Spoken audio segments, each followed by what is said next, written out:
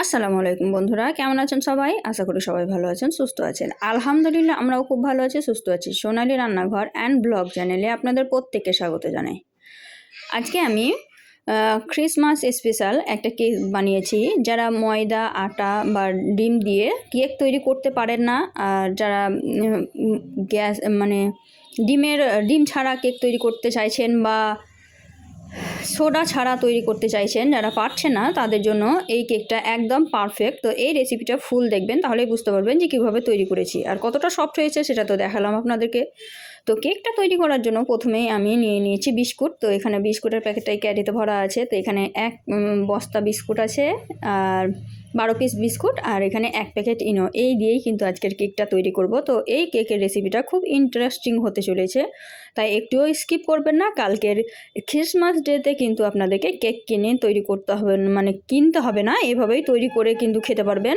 Christmas যে cake খান তার থেকে অনেক সুন্দর। তো প্রথমে আমি ক্রিম ছাড়িয়ে নিয়েছি বিস্কুট থেকে, ক্রিম দিলে কিন্তু হবে না। তো প্রথমে ছাড়িয়ে নিয়ে এটাকে ব্লেন্ডারে মিহি করে পেস্ট তৈরি করে নেব। তো এই তো আমি একদম গুঁড়ো করে নিয়েছি, একদম ভালোভাবে গুঁড়ো করে নিয়েছি। আর এতে আমি 1 কাপ চিনি দেবো। তো চিনিটাকে আমি দেখাইনি, একদম গুঁড়ো করে নিয়েছি। তো এটাও কিন্তু ব্লেন্ডারে গুঁড়ো করে নিতে হবে। এটা একদম সবথেকে সহজ পদ্ধতি দেখাচ্ছি কেক তৈরির। যারা কোনো দিন তৈরি করেনি তারা যদি একবার দেখে তাহলে তারাও তৈরি করতে পারবে। তো এখানে আমি 1/2 কাপ তেল দিলাম, সাদা তেল।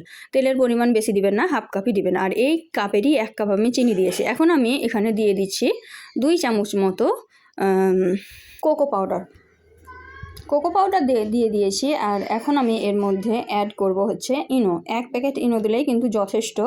তো 1 প্যাকেট ইনো আমি সবটাই দিয়ে দিলাম। তো ভিডিওটা কিন্তু একটু স্কিপ করবে না, পুরোটাই দেখবে, তাহলেই কিন্তু পারফেক্টভাবে কেকটা রেডি হয়ে যাবে। স্কিপ করে দেখলে কিন্তু অসুবিধা আছে।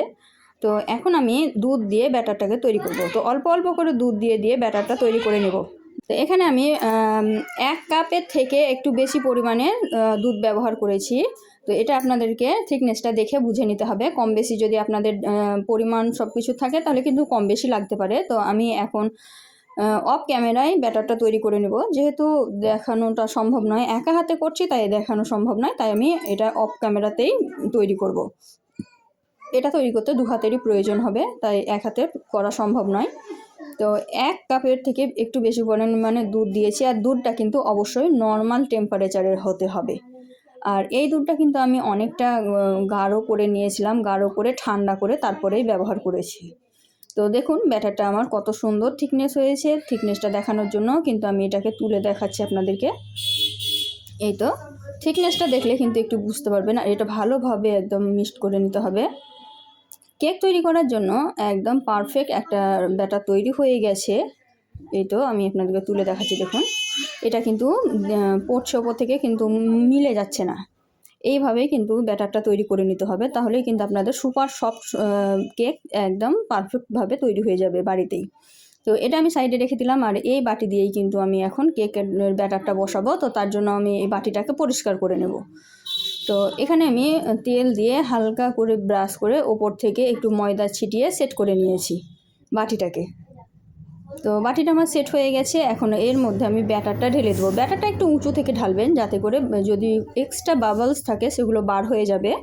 তো আমি উপর থেকে ব্যাটারটা ঢেলে দিলাম। ঢেলে দিয়ে আমি একটা কাঠি দিয়ে ভালোভাবে নাড়াচাড়া করে দেবো, যাতে ভিতরে কোনো রকম বাবলস না থাকে, তাহলে কিন্তু কেকটা ভালোভাবে ফুলবে না। তো এই তো আমি কাঠি দিয়ে একদম নাড়াচাড়া করে দেবো। কেকের ব্যাটার এতটুকুই দিব, এর থেকে বেশি দিব না। আমার এক্সট্রা ছিল, আমি আর একটা পাত্রে ওটা করে নিয়েছিলাম অফ ক্যামেরায়। তো দেখলে তো এই পেলেন, আমি বাটির মধ্যে ঢেলে দিলাম। এখন আমি নাড়াচাড়া করে দেব। এই তো নাড়াচাড়া করে দিলাম কাঠি দিয়ে। এইভাবে ভালোভাবে নাড়াচাড়া করে দিলেই কিন্তু সুন্দরভাবে হয়ে যাবে। তো এটা হয়ে গেল। এখন আমি তো সমস্ত বাবলস কিন্তু বার হয়ে গেছে। এখন কেকটা বসানোর জন্য একদম রেডি হয়ে গেছে। তো তারপরেও আমি একটু ড্যাব ড্যাব করে দিলাম, সাইডে রেখে দেবো। এটাকে ড্যাব ড্যাব করে দিলাম, তবুও আর একটু ঢাকিয়ে দিয়ে আমি এদিকে একটা সিলভারের হাঁড়ি নিয়ে নিয়েছি। এটাকে গ্যাসের ওপরে বসিয়ে দিয়েছি, আগে থেকে স্ট্যান্ড বসিয়ে দিয়েছি। এটাকে হালকা গরম করে নিয়েছি। এখন এর মধ্যে কিন্তু কেকের বাটিটা আমি বসিয়ে দিব। এখানে কিন্তু আমি একটু স্পিড বাড়াইনি, যতটুকু আমি সবটাই দেখানোর চেষ্টা করেছি। একদম যেভাবে করলে দেখালে বা বুঝতে পারবে বা করতে পারবে এইভাবেই কিন্তু আমি দেখিয়েছি। তো এখানে আমি একটা সিলভারের গামলা দিয়ে ঢাকা দিয়ে দিয়েছি, ঢাকনা ছিল না তাই।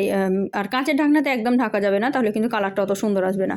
তো 20 মিনিট পরে কিন্তু এই অবস্থায় এসেছে। আর এখন আমি উপর থেকে কিছুটা ড্রাই ফ্রুট ছড়িয়ে দিব। তোমরা চাইলে কিন্তু টুটি ফুটি দিয়ে দিতে পারো।